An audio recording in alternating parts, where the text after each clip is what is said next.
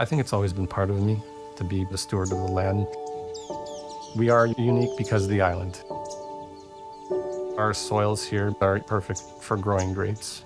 The clay limestone base, this is where the grape finds desire. We'd have to do minimum fertilizing because of what we have in our soils, all the minerals, the micronutrients provided from the former marshlands that used to be here. Soil and the climate decided how the flavors are going to be making the wine and what you're going to have any given year.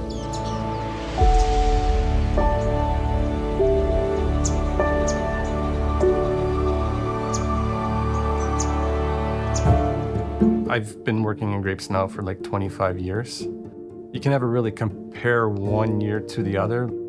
Every year is different. The middle of the island is about a meter below lake level. It was kind of a marsh. It's almost like Holland. They built a dike system around and pumped the water out. So that's why we're not really concerned with irrigating. The grape roots go deep and they find the water that they need.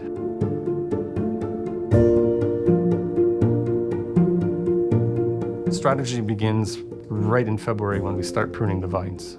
Budding usually starts in May. 6 weeks later, you have your fruit set, which is the flowering stage. Beginning of August, starting the ripening of the fruit. A month to 6 weeks later, where you start the harvest process. Using a clay instead of an insecticide, or using a hoe instead of squeezing a trigger, an insecticide. I don't want to do anything out of the ordinary that I don't need to do. It's easier on the environment all around. With our soils here, it's perfect for growing because it's got the nice limestone, calcium based, which is basically where the grape finds desire. We'd have to do minimum fertilizing because of what we have in our soils, all the minerals, the micronutrients. That's one of the biggest contributing to the complexities that you can get making the wine and how the flavors are going to be.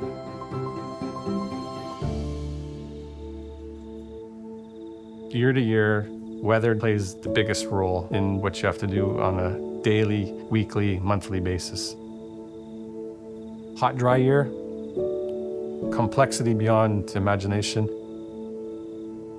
But on a wet year, that's when the challenges are thrown at you, and you have to be out in the field every day looking constantly to see what's going on and what you have to fight the next day. I do a lot of work throughout the rest of the year, but this is the time of the year which I love the most, just seeing the fruits of your labor. This year was a record crop, good, dry, hot year. You couldn't ask for a better year, like very little disease, good amount of grapes, and good sugar content. It was an amazing year.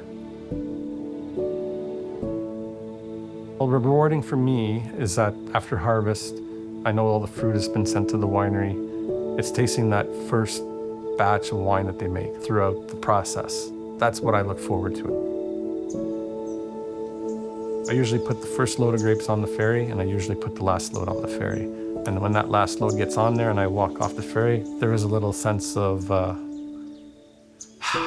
finished for the year.